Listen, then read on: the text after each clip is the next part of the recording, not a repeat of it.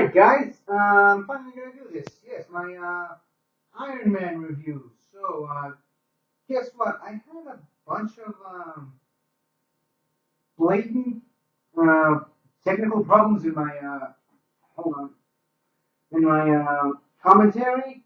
Uh, Actually, like, over the halfway point of the movie, my entire internet just crashed. It does that from time to time. I guess it was just playing an April Fool's joke on me. But even worse later, let me just start at the beginning. The entire internet feed just crashed halfway through the movie, around the hour and 15-minute mark. And basically, I just had to stop recording the commentary itself and start over from the same spot that that the internet crashed. However, surprise, surprise, my microphone was on mute the entire time. So the second half of the commentary I recorded completely on mute, and I didn't even notice that until a day later. So I had to erase the entire footage of me just sitting around talking to a microphone that was off, and rewatch the entire second half of the movie and try to remember all the points I brought up in the first half. But I guess these kinds of technical glitches happen when you're trying to do these kinds of things on your own. But all of that is completely irrelevant. You will see my commentary once I finish, editing the two parts together in a way that it seems seamless. Oh, and by the way, I had to keep my shirt on, so it doesn't seem too weird for anyone watching it. But overall, I love this movie. This is one of the obviously, this is the first movie in the MCU, which says a lot considering that they're on 18 going on 19 right now.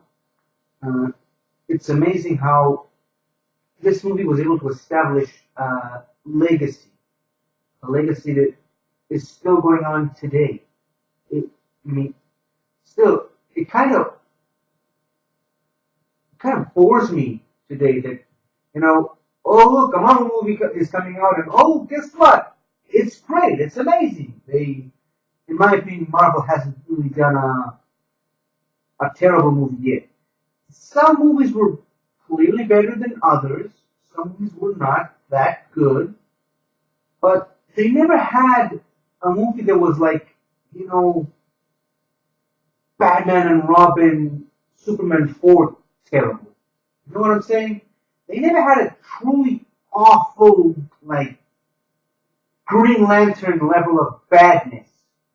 All the Marvel movies, the MCU movies, to be more precise, putting X-Men and Spider-Man aside for a second, and Fantastic Four, obviously, all the Avengers movies have been standouts. They knocked it out of the park, and none of this would be even remotely possible if not for the first Iron Man movie with Robert Downey Jr. with Gwyneth Paltrow as the love interest. Terrence Howard did what he did in that movie and moved on to other things like the TV show Empire. Obviously, Jeff Bridges is one of the, the traditional underdeveloped Marvel villain.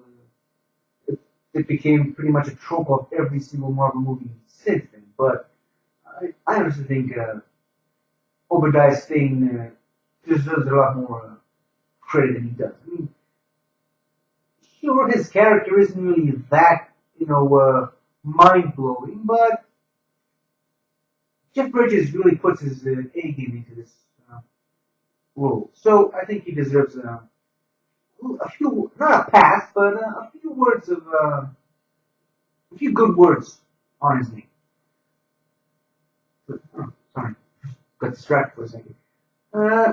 So, looking back, it's hard to imagine that, again, the entire MCU just came out of the roots of Iron Man. It's like a tree that blossomed into this long-standing thing, but had its roots in the first Iron Man. I always try to compare, the MCU to like a city. In my opinion, making a movie is like building a house. You know what I'm saying? Building a house, as far as the production process and everything around it. If you were making a trilogy, it's kind of like making a building or a living complex. But the MCU, what it did is it created a city.